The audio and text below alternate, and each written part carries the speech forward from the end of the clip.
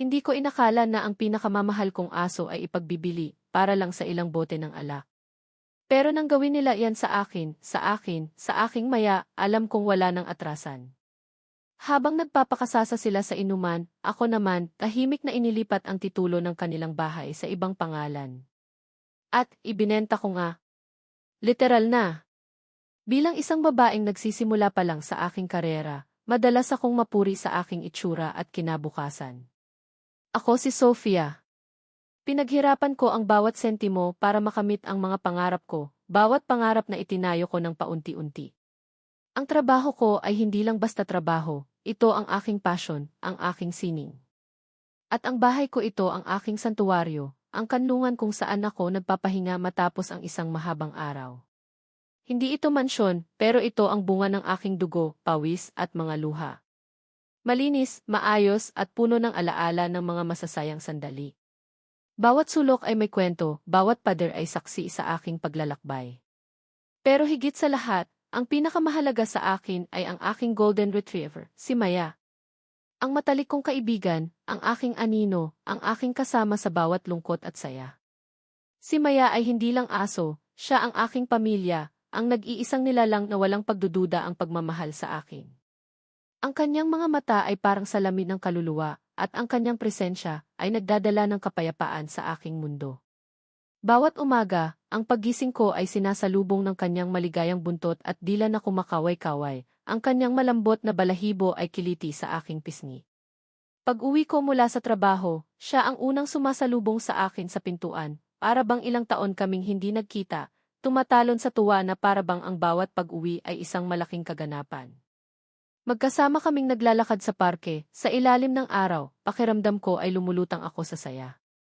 Nagpapahinga sa hardin, habang nagbabasa ako ng libro, siya ay nakahiga sa paanan ko, ang kanyang malalim na paghinga ang aking tunog ng kapayapaan. At maging sa panonood ng pelikula sa gabi, siya ay laging nakahiga sa tabi ko sa sofa, ang kanyang ulo ay nakapatong sa aking hita, na para bang nakikinig sa bawat usapan ng mga karakter. Ang bawat sandali kasama niya ay mahalaga, bawat paghaplos sa kanyang balahibo ay nagbibigay ng kakaibang ginhawa sa aking puso.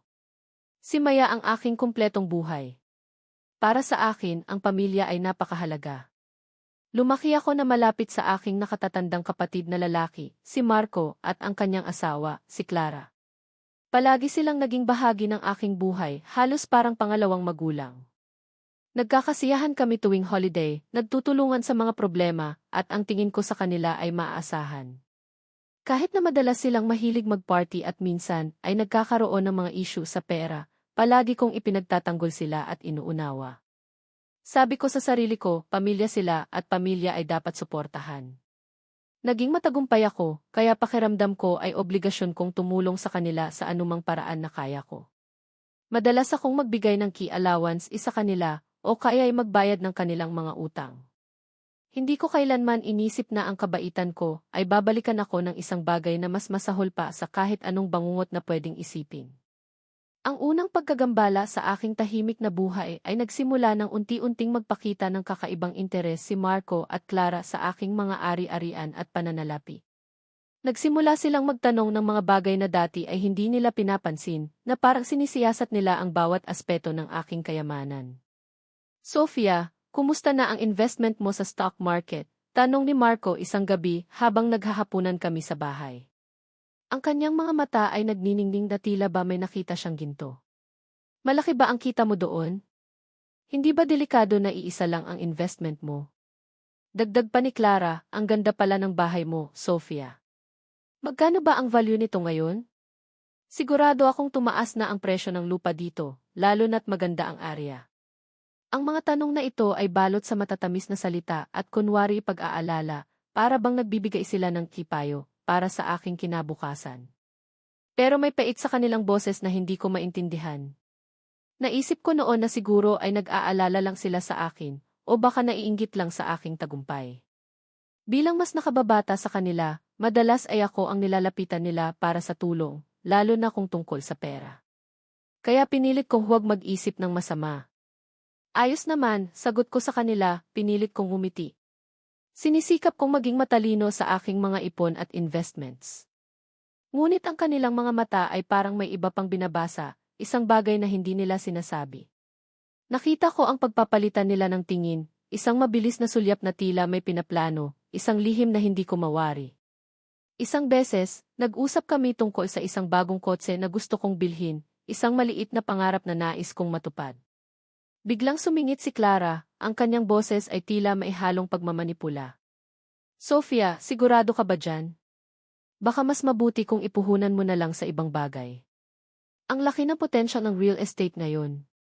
Bakit hindi mo ibenta ang bahay mo at bumili ng mas malaking lot para mas lumaki ang pera mo? Napakunot ang noo ko. Hindi ko maintindihan kung bakit sila nagiging ganoon kadesidido sa aking mga desisyon sa buhay. Ang mga payo nila ay parang hindi payo, kundi isang uri ng pagkontrol. Parang may gusto silang makuha sa akin, pero hindi ko pa alam kung ano. Ang pakiramdam na iyon ay nakakapagpabalik-balik sa akin sa gabi, hinahamon ang aking pagtulog. Bakit sila ganoon? Ano ang agenda nila? Ang simpleng pamilya na alam ko ay tila nagbabago, at ang pagbabagong iyon ay hindi maganda. Ang maliliit na insidente ay nagsimulang maging mas madalas at mas malinaw, at doon ko naramdaman ang maagang paglala ng sitwasyon. Nagsimula silang humiram ng maliliit na halaga ng pera, na naging mas malaking halaga sa paglipas ng panahon. Sofia, pwede bang makahiram muna ng panggas? Babayaran namin kaagad bukas, promise, ani Marco, ang kanyang boses ay puno ng pakiusap. At syempre, hindi ko sila matanggihan. Ngunit ang ti kaagad ay nagiging linggo at ang ti linggo ay nagiging buwan. Madalas, ako pa ang kailangan mag-follow up at palagi silang may bagong dahilan. Alam mo naman, Sofia, mahirap ang buhay. Mag-asawa kami, may mga gastusin, may mga kailangan bilhin. Kahit na mas malaki ang kita ko kaysa sa kanila, pakiramdam ko ay sinasamantala nila ang aking kabaitan, na para bang ako ang kanilang personal na gift. Ang kanilang presensya sa bahay ko ay naging mas madalas at mas nakakasakal. Dadalaw sila ng walang pasabi, mananatili ng matagal, at minsan ay pakiramdam ko ay sinusuri nila ang bawat sulok ng aking tahanan, bawat gamit na pag-aari ko. Ang ganda ng DC mo, Sofia. Ang laki na pala ng naipon mo para makabili ng ganito, komento ni Clara habang hinahawakan ang frame ng aming litrato. Ang kanyang mga mata ay parang may sariling isip na nagtatala ng halaga ng bawat bagay. Hindi ko alam kung papuri ba iyon o inggit. Pakiramdam ko ay sinusukat nila ang lahat ng bagay na pag-aari ko, para bang naghahanap sila ng pwedeng mapakinabangan. Higit sa lahat, napansin ko ang pagbabago sa pag-ugali ni Maya tuwing dumarating sila. Ang dati masayahin at mapaglarong aso ay nagiging tahimik, sumusiksik sa ilalim ng aking kama, o kaya ay nagtatago sa likod ko. Nanginginig pa nga minsan ang kanyang buntot. Ilang beses ko silang nakita na sumisigaw kay Maya kapag walang nakatingin, o kaya ay sinasaktan ito ng bahagya. Huwag kang malikot, aso, sigaw ni Marco isang beses nang nakita ko siyang sinisipa ang likod ni Maya ng walang dahilan. Nang sitahin ko siya, nagdahilan lang siya, masyado lang malikot, Sofia. Hindi ko naman sinasadya. Parang wala lang, ano ka ba? Pero nakita ko ang galit sa kanyang mga mata, ang matigas niyang tingin na tila ba sinasabi niyang wala akong karapatang makialam. Kinutuban ako. Ang pagmamahal nila sa akin ay tila may hangganan, at ang hangganan na iyon ay tila pera at pag-aari. Ang mga pahiwatig na ito ay nagbigay sa akin ng matinding pagdududa. May mali. Ramdam ko. Hindi ko lang lubos na maintindihan kung gaano kalaki ang pagbabago sa kanila at kung anong masama ang kaya nilang gawin. Ang sitwasyon ay lumala ng husto at dito nagsimula ang lubos na paglala ng sitwasyon. Ang mga maliliit na pahiwatig ay naging malalaking senyales, mga pahiwatig ng kanilang tunay na kulay. Nagsimula silang magpakalat ng mga tsismis tungkol sa akin sa pamilya, para bang sinisira nila ang aking reputasyon. Alam niyo ba, si Sofia, ang dami ng pera, ani Marco sa isa naming kamag-anak, ang kanyang boses ay maihalong inggit at paninira. Mayaman na siya, pero ang damot pa rin. Ni hindi man lang kami matulungan ng maayos. Narinig ko mismo ang mga salitang iyon mula sa aking pinsan, na tila ba ako ang may kasalanan. Ang aking pamilya, na dati ay sumusuporta sa akin, ay nagsimulang magbago ng tingin sa akin. Naging malamig sila, at minsan ay nakikita ko ang pagbubulungan nila kapag dumarating ako sa mga family gatherings, ang kanilang mga mata ay puno ng pagdududa. Pakiramdam ko ay nag-iisa ako kahit paano. Isang araw, nakatanggap ako ng tawag mula sa aking bangko. Mayroong malaking withdrawal na nangyari sa aking savings account. Agad akong nagulantang. Hindi ko iyon ginawa. Ang kaba ay bumalot sa akin, at ang aking mga kamay ay nanginginig habang hinahanap ang aking mga bank statements. Nang i-check ko ang footage ng Iksin, nakita ko si Marco. Nakasuot siya ng hoodie, at nakatakip ang kanyang mukha, pero alam kong siya iyon. Ang kanyang porma, ang kanyang kilos, hindi ako maaaring magkamali. Nanginginig ang kamay ko habang pinapanood ang video. Paano? Bakit? Ang tiwala ko sa kanya ay gumuho na parang baraha, nagkalat sa sahig. Kinompronta ko siya, at nagkunwari siyang wala siyang alam, ang kanyang mga mata ay hindi makatingin ng direkta sa akin. Hindi ko alam ang sinasabi mo, Sofia. Hindi ko kailanman gagawin yan sa'yo. Sino ba ang nagsabi sa'yo niyan? Baka nagkakamali ka lang.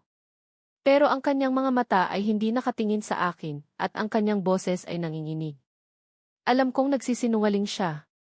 Ang pinakamalaking takot ko ay nagkatotoo isang umaga. Pagkagising ko, tahimik ang bahay.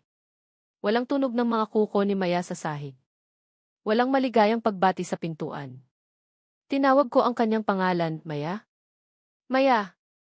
Ang bawat pagtawag ay sinasagot ng katahimikan. Naghanap ako sa bawat sulok ng bahay. Sa hardin, sa ilalim ng kama, sa kusina, wala. Ang kaba ay unti-unting lumamon sa akin, na para bang may malaking kamay na sumasakal sa aking puso. Nanginginig ang bawat buto ng aking katawan, at ang luha ay nagsimulang maglandas sa aking pisngi. Lumabas ako ng bahay at tinanong ang mga kapitbahay. Nakita niyo po ba si Maya? Ang golden retriever ko po, tanong ko sa nanginginig na boses, halos hindi na makapagsalita. Lahat sila ay umiling at ang ilan ay tumingin sa akin ng may awa. Ang tanging sagot ko ay ang patuloy na pagtibok ng aking puso na parang martilyo sa aking dibdib. Kinagabihan, hindi na ako mapakali. Pumunta ako sa bahay ni Marco at Clara. Ang kanilang bahay ay maliit at luma, malaki ang pagkakaiba sa bahay ko, isang palatandaan ng kanilang maling pamumuhay.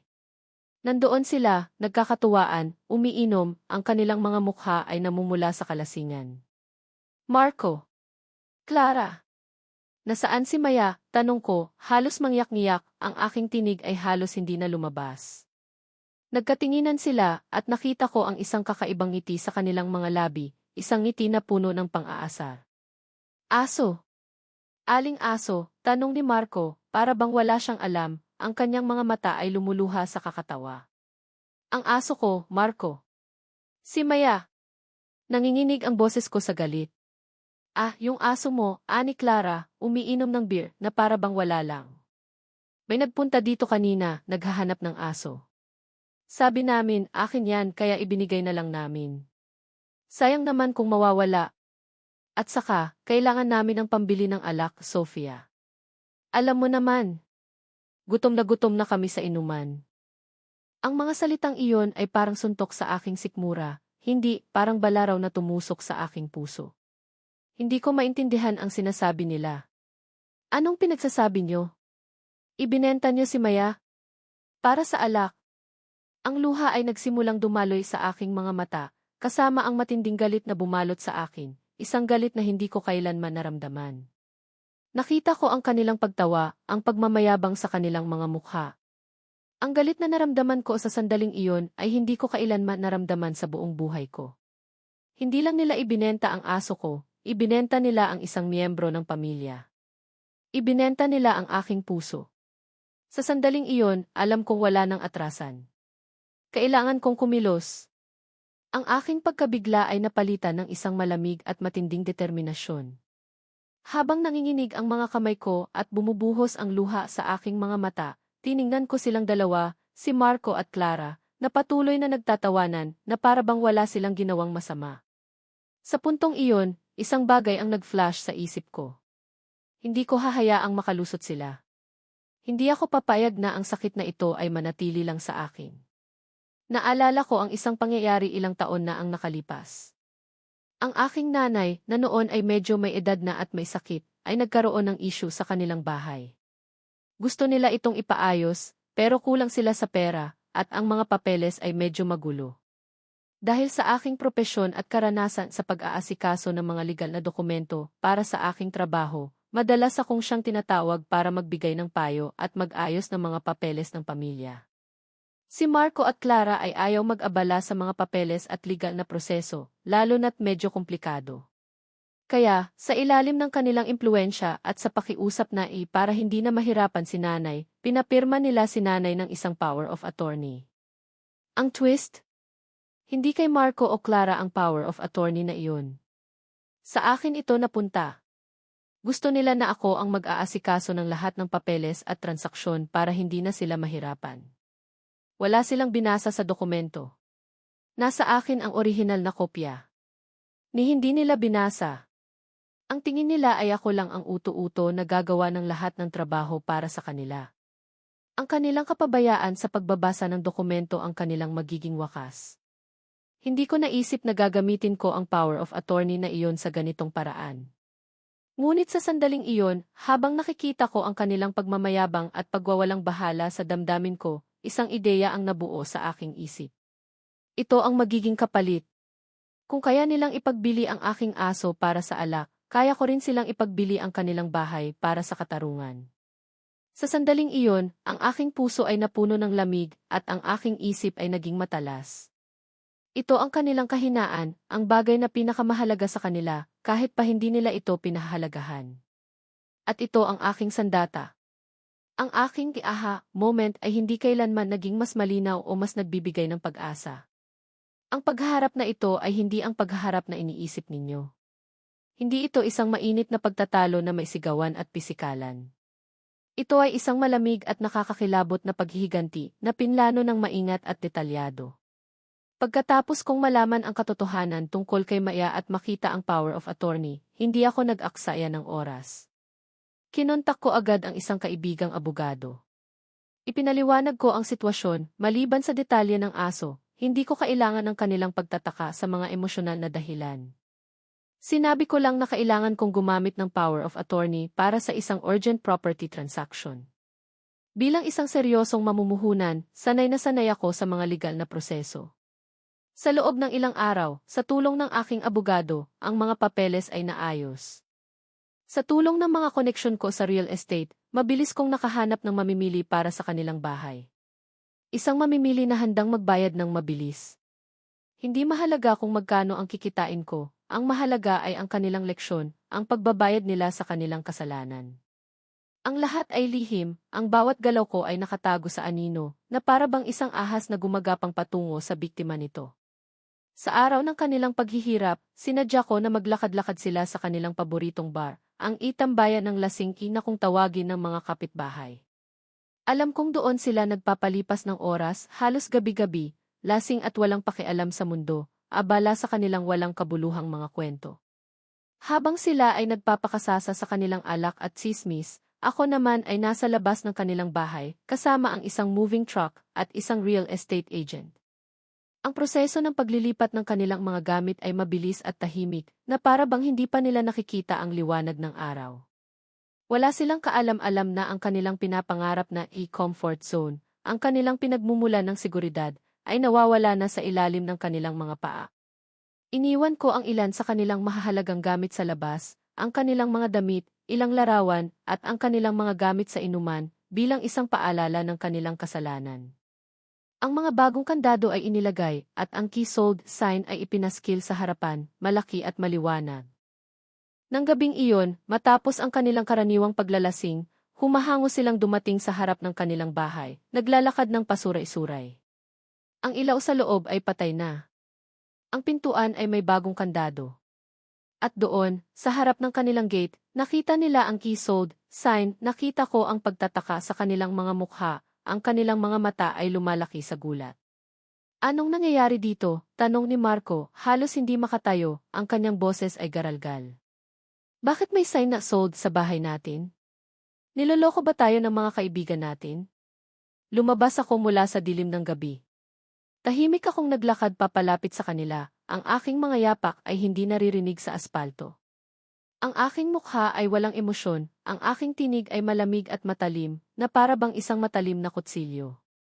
Ibinenta ko ang bahay ninyo, sabi ko. Nagulantang sila, ang kanilang mga labi ay nakabukas sa gulat. Ano? Anong pinagsasabi mo, Sofia? Sigaw ni Clara, ang kanyang boses ay tila may sakit na alingaungaw. Imposible yan. Hindi mo pwedeng gawin yan. Nasaan ang mga gamit namin? Oh, kaya ko, sabi ko, at inilabas ko ang power of attorney, inilantad ito sa harap ng kanilang mga mata. Naaalala niyo ba ito? Ang power of attorney na ibinigay sa akin ni nanay? Para hindi niyo na raw ako abalahin sa mga papeles. Hindi niyo man lang binasa, hindi ba? Naging putla ang kanilang mga mukha, na para bang nakakita sila ng multo. Ang kanilang mga mata ay lumaki sa takot, at nakita ko ang takot sa kanilang mga mata. Bakit mo ginawa yan, Sofia? Tanong ni Marco, halos bulong, ang kanyang buong katawan ay nanginginig. Dahil sa inyo, sagot ko, ang bawat salita ay may bigat, bawat salita ay nagdadala ng sakit. Dahil sa aso ko. Dahil ibinenta niyo si Maya para lang sa alak. Ang pamilya niyo. Hindi ko na kayo pamilya. Hindi na kayo karapat-dapat sa anumang respeto. Ang bawat salita ay may bigat, bawat salita ay nagdadala ng sakit at paghihiganti. Nakita ko ang pagguho ng kanilang mundo, ang kanilang mga pangarap na nawala. Ang kanilang mga mukha ay puno ng panghihinayang at galit, ngunit wala silang magawa. Ang kanilang mga belongings ay nasa labas, at sila ay walang matutuluyan. Iyon ang aking payoff. Iyon ang aking katarungan. Sa sandaling iyon, pakiramdam ko ay nabunutan ako ng tinik. Pagkatapos ng gabing iyon, umuwi ako sa aking bahay, at ang unang ginawa ko ay yakapin ng mahigpit si Maya. Hindi naging madali ang pagkuha sa kanya mula sa taong pinagbentahan nila. Kinailangan kong gumastos ng malaki at halos nagmakaawa ako, nagkwento ng buong katotohanan. Ngunit sa huli, ligtas na siya. At iyon ang pinakamahalaga. Ang kapayapaan na naramdaman ko nang makita ko ulit ang kanyang mga mata, ang kanyang mainit na pagdila sa aking kamay, ay walang katumbas. Si Marco at Clara. Hindi na sila nakatira sa kanilang bahay. Nalaman ko na napilitan silang mangupahan sa isang maliit na apartment sa malayong lugar na napakahirap para sa kanila na magbayad. Ang kanilang mga kaibigan sa inuman ay unti-unting lumayo sa kanila dahil wala na silang mapakinabangan. Ang kanilang iperpektong buhay ay gumuho dahil sa kanilang sariling kasakiman at kawalang hiyaan. Ang pamilya namin, na dati bulong-bulungan lang tungkol sa kanilang mga kapalpakan, ay direkta na ngayong nakita ang resulta ng kanilang mga aksyon. Walang sinuman ang sumuporta sa kanila dahil alam nilang ito ay katarungan. Ang katarungan ay nakamit, hindi sa pamamagitan ng paghihiganti na puno ng galit, kundi sa pamamagitan ng pagbibigay sa kanila ng sarili nilang gamot, ang pagkawala ng bagay na pinakamahalaga sa kanila, ang kanilang tirahan. Ang karanasan na ito ay nagturo sa akin ng isang napakahalagang aral. Ang pamilya ay hindi laging dugo. Kung minsan, ang pamilya ay ang mga taong pipiliin mong mahalin at pagkatiwalaan, kahit na hindi kayo magkadugo. Natutunan kong maging mas maingat sa kung sino ang pinagkakatiwalaan ko, at kung kailangan, dapat akong maging matigas at ipaglaban ang aking sarili at ang mga mahal ko. Kailangan kong protektahan ang aking sarili mula sa mga taong gustong manamantala. Ngayon, mas payapa ang buhay ko. Si Maya ay laging nasa tabi ko, ang kanyang presensya ay nagbibigay sa akin ng lakas at pag-asa. Ang bawat araw ay isang paalala na ang katatagan ng puso ay mas malakas kaysa sa anumang pagtataksil, at ang hustisya ay laging mananaig. Ang bahay ko ay puno ng pagmamahal at kapayapaan. At ang hustisya, ito ay isang pinggan na pinakamainam na inihahain ng malamig, lalo na kapag ang kapalit ay ang kanilang pinakamahalaga, ang kanilang bahay.